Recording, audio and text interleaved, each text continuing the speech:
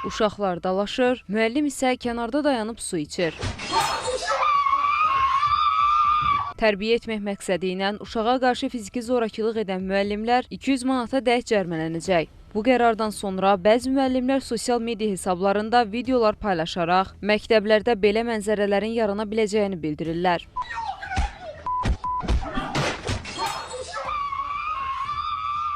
Paylaşılan videolar sosial şəbəkələrdə müzakirələrə səbəb olub. Lakin təhsil ekspertlərinin fikrincə bu qərara birmənalı yanaşmaq doğru deyil.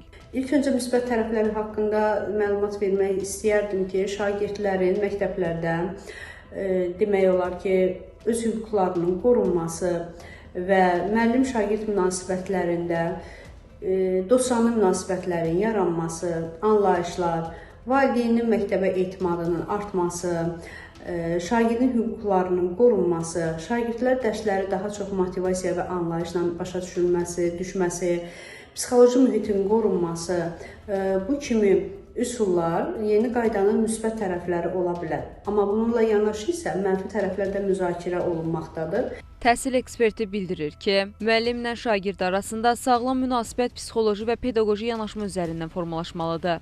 Ümumilikdə isə müasir təhsil zorakılıq və fiziki baskı altında deyil, pedaqoji və psixoloji yanaşmalarla həyata keçirilməlidir.